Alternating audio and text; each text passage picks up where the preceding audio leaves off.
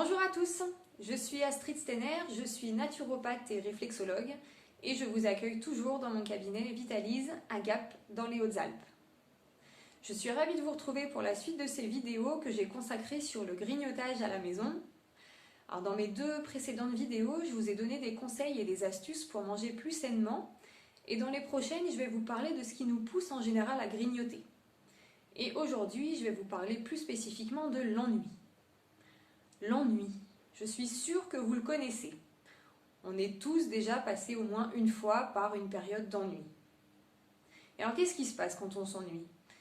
Eh bien, on sort de table, après pourtant un bon petit déjeuner ou un bon déjeuner, et puis 2 heures plus tard, c'est comme si on n'avait pas mangé. Pourtant, on ne fait pas grand-chose, notre organisme est loin d'être épuisé, et il ne devrait pas nous réclamer à manger. Mais alors qu'est-ce qui se passe? Eh bien justement, tout vient du fait que vous vous ennuyez. Et quand on s'ennuie, on est plus à l'écoute des signaux que nous envoie notre corps. On est plus attentif à nos ressentis. Et puis on sait que manger, c'est agréable. Et pour tromper l'ennui, c'est quand même pas mal. Alors face à ça, mon premier conseil, c'est d'être occupé. Trouvez-vous des occupations. Alors quand on travaille, c'est beaucoup plus facile.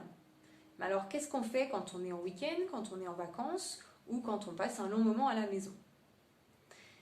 Mon conseil, c'est de vous tenir un planning et planifier des activités, prévoyez des choses à faire à la semaine ou au jour le jour. Mais il est important quand vous vous levez le matin de savoir à peu près ce que vous allez faire de votre journée. Alors, il y a plein d'activités possibles. Après, vous ferez en fonction de vos envies. Vous pouvez faire du sport, vous pouvez faire une séance de yoga, ça peut être une séance de méditation.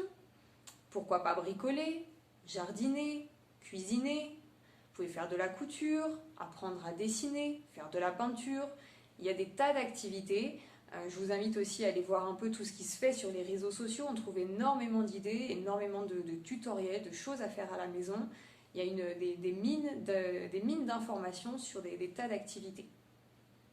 Si vous avez vraiment du temps devant vous, mais pourquoi pas reprendre une activité que vous avez mis de côté faute de temps, ou de démarrer justement une activité que vous avez toujours eu envie de faire, mais à laquelle vous n'aviez pas suffisamment de temps à consacrer.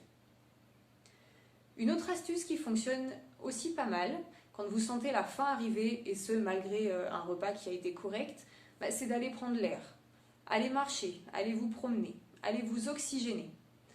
Vous pouvez aussi prendre votre téléphone et prendre des nouvelles de vos proches. Ça va vous distraire et ça va vous permettre d'oublier la faim au moins pour un temps, et en tout cas de la maîtriser pendant quelques temps. Mon dernier conseil, ça va être aussi de vous inciter à garder un rythme. Quand on est à la maison, quand on est en week-end ou quand on est en vacances, le risque c'est de se décaler.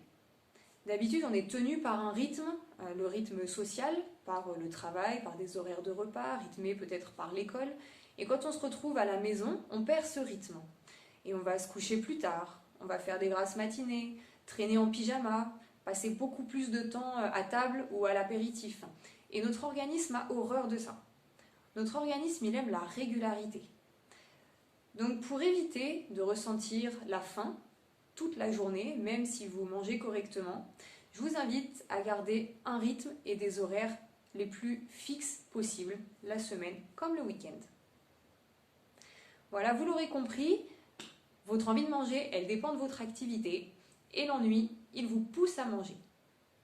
Dans les prochaines vidéos, je vous donnerai d'autres conseils et je vous expliquerai notamment comment faire la différence entre l'envie de manger et la faim réelle. D'ici là, vous pouvez toujours me suivre sur les réseaux sociaux, sur ma page Facebook Vitalise Naturopathie Réflexologie et sur mon site internet www.vitalise-naturopathie.fr. Je vous remercie et d'ici là, gardez le rythme.